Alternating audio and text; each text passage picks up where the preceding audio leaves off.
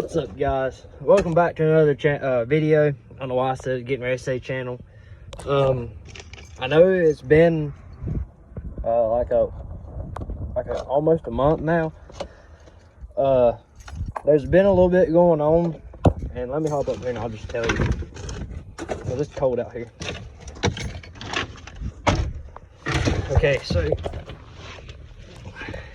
with everything going on, I don't know how good y'all can see me.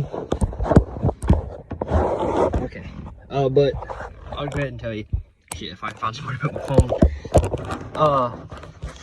The reason I haven't made a video is because I was having a little bit of trouble out of my truck. Because all y'all know from the last video, I know you can't see me right now. I pulled the cab off and I redone the driver's side head gasket because it was in backwards. And I changed the oil, which if you go back to vlog 3, I think, you can see where I done the head gasket, changed the oil, and put everything back together. Alright, with that being said, I put the cab back on, I hooked everything back up, I primed the oil system, I primed the fuel, I turned the key on, I started the truck, started fine. You know, it done a normal 6.0 startup obviously after being in the fuel system, oil system. You know, it's going to take a little while to prime back up. But it started up, didn't smoke, didn't skip, nothing. And all of a sudden, the truck died. Just somebody walked over here, turned the key off to it, it died. So I come back over here, the key's still on, everything on the dash, no codes. I go to start the truck won't start. So I start scratching my head like, it's running fine, it's got oil, got fuel pressure, got air, why did it die? So I started messing around, talked to a couple of my mechanic buddies, preferably one, lives right across like 5 minutes from my house. He's a Ford technician. He come over, he looked at my truck. He took the oil cap off, and we found out that the oil cap for the truck is the wrong one. It was too tall, so it wasn't pressing the little valve to allow it to build oil pressure completely. So it wasn't building the complete oil pressure it needed. So he gave me the new valve, because mine broke. He gave me a new oil filter housing cap. I put it on, prime the oil system, come over here, turn the key on, and then I start my truck outside of the truck. Because right now, with everything being uncovered, like the intake stuff, all that not hooked up, I feel better to start the truck outside of it. That way, if it does run away, I can hurry up and cup my hand over the intake horn or something, just to stop it from running away. But it started up, it's sitting there hot, loping, shaking the truck. The motor looked like it was fixing to shake itself out on the ground. I let it run for about 5-10 minutes, and it started clearing up. The motor started getting smooth. The shaking quit, and then all of a sudden it just went to that soft, noticeable loop. Like it would idle and then loop, idle and then loop, idle and then loop. So my other neighbor right above the road, he come down with his scan tool, not yesterday, Monday. Tuesday afternoon. He come down, we scanned it, started the truck up. We let the truck warm up for about 5-10 minutes, and then he held it all the way to the floor just to see what it would do. And we done a buzz test while it was running to see if the injectors were healthy or whatnot. Injector 1 is like, average 80% work capacity. Injector 2 was like 50.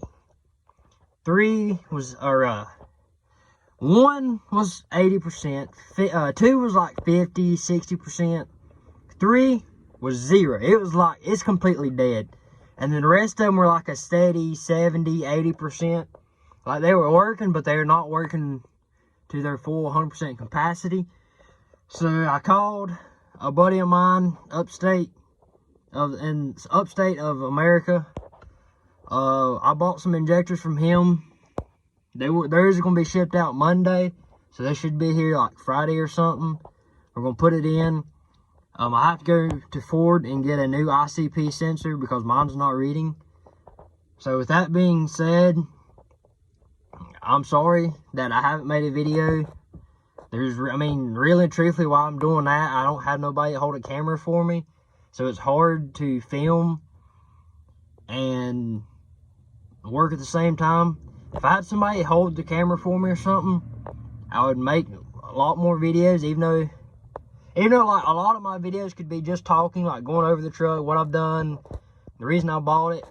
And I'll probably do that at the end of the video, just so y'all know the history of the truck, why I bought it, you know, XTC. For the new people that don't know me, or it's been recently added to my Snapchat, or don't have me on Snapchat, or like don't have me on Facebook or something, or Instagram. Preferably Snapchat and Instagram, because I don't use Facebook at all, except for Marketplace to buy something. So if y'all want my Snapchat or Instagram to get a hold of me, just leave it in the comment when you like, comment, and subscribe, and I'll read it. Or yeah, that'll be best. Or I'll just put I'll probably put mine or my Gmail or something, some sort of way y'all can contact me. And then I'll give you my personal information, like my Snapchat or something like that. But for now, the best way to get, if you got any questions or something, or any content you want to see, just leave it in the comment. But I will go ahead and tell y'all, I have 2 projects coming. I have a full-on dirt bike coming once the truck gets finished. So y'all, I hope y'all stay tuned for that. But with this being said, I'll put the key in the switch, warm the glow plugs up twice, or you know, whatever, and I'm gonna step outside the truck and we're gonna try to start the truck. The reason I started the truck is, for one, to keep my batteries charged, even though I probably shouldn't. I mean, it's doing really, truthfully, no harm starting the truck with 2 dead, or 1 complete dead injector and 1 half dead. But in a way, it sort of is on the half dead injector. But for like 5-10 minutes, it ain't gonna hurt nothing. As long as I don't come over here and just hold it to the floor, I'll be fine. So let's start the truck. Yeah, because I mean, it needs to be started. I try to start it at least every 2 days, just for the batteries, keep the oil, all that stuff circulated, keep my seals good. But mainly, the truck's an automatic, so I try to keep the automatic transmission fluid lubricated, so I don't have to pull the transmission out unless I really, really have to. So I'm trying to avoid that situation right now of pulling the transmission back out and having it rebuilt or built since it's already pulled out. So let's get this video started.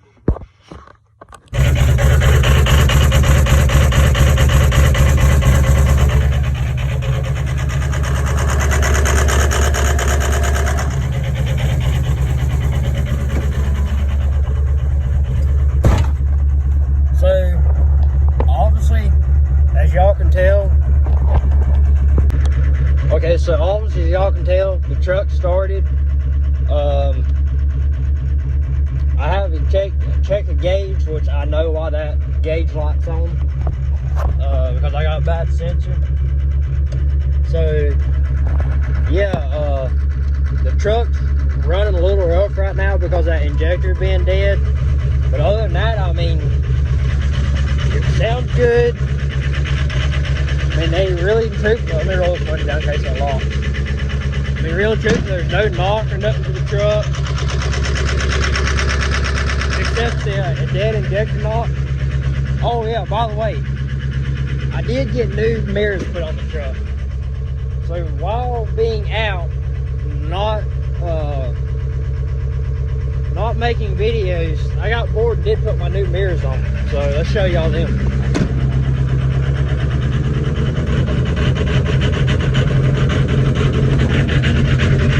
So yeah, I got my new mirrors on. I want to ask y'all a question.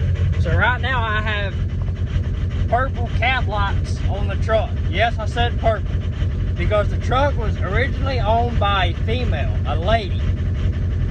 I sort of dig the purple lights,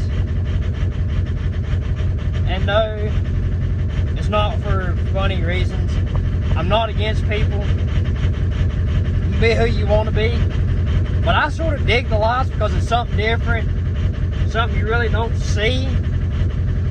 And most trucks don't really run purple, and I sort of like it, but I'm more of a lime green guy, and I'm thinking about going lime green. So I figured I'd ask y'all, see what y'all thought, you know, just for y'all's reference. So I'm gonna show y'all what those cab lights look like.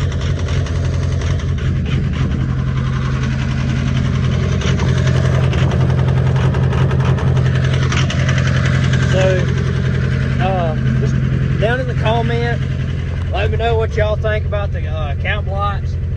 Probably gonna leave them for a little while. I do have new green cab lights for it, but I'm not.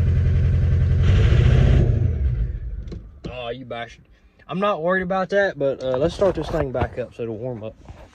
Try to cut the hot out now. It cuts off on me. All right, baby, start back.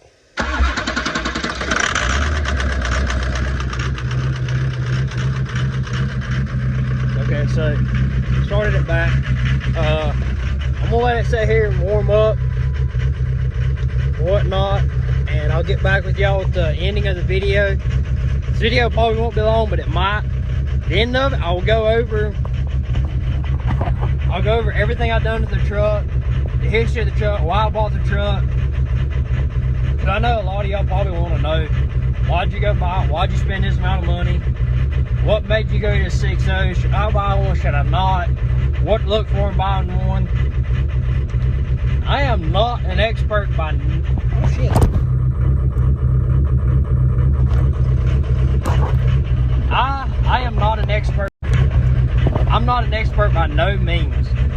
But I know the basics of what to look for, what not to look for, what you should buy. XTC. I'm not going to tell you, oh yeah, you should go buy that because of this and this and that. I'm going to give you what I know about it, what I've seen about it, what I've heard, and I'm going to be honest with you. This truck, I didn't even look at this truck. I seen it on Facebook. I texted the guy, I said, hey, I'm interested, I want to buy it. What do you want for it? Cash. He told me. I said, all right, sold, done, I'm interested, I'll be there to get it. He said, well, right now we're in West Virginia coming back. So, all right, he gets back the next 2 days. 2 days later, he gets back with me and says, the truck's here, come look at it, bring me the money. So I take him a little bit of money, I look at it, I buy it. All right, the reason I bought this truck is because, one, it's supposed to have been studded and deleted, or supposed to have been bone stock. It wasn't supposed to be studded, it wasn't supposed to be deleted, nothing like that. So I go buy it, I get it home about 6 months later because the weather is horrible in North Carolina. I couldn't get in the guy's yard to get it. So I get it home 6 months later, I start tearing into it, and I see it's already studded. So it hasn't been deleted. So I'm curious. I put the radiator stuff back in it, start it up, I drive it around, and within 5-10 minutes of driving it starts blowing coolant everywhere. It says check gauge hot. So I said, all right, I'll pull it back down my shop, pop the hood, and coolant is going everywhere on the driver's side. Automatically right there, a bad head gasket. So I took the head gasket off, re-studded the motor, put new gaskets, new heads, and now we're up to here. Roughly, I probably got about, I ain't gonna give you a rough estimate, but no, it's over 10 grand in it. So if you're looking for a 6.0, buy one that's already studded and what they call bulletproof. Make sure it's already done. Go look at the truck cold. Do not look at a hot truck that somebody's already started up and ran, because they're gonna, if it has a cold start problem, you're not gonna know it until you buy it. Or if it runs like crap when it's cold, you're not gonna know it until you buy it, get it home, and let it sit. So go look at it, grab the exhaust side, either on the header or the turbo. You should be able to hold it like for 5 minutes. I mean, if you can't hold it more than 5 minutes, it's been ran, it's hot, don't. Unless you personally know that person and seen that truck around, then I would recommend getting it. So, me, I wouldn't do over again. I would go this route again. I'd buy another messed up 6.0 because I find fun fixing it.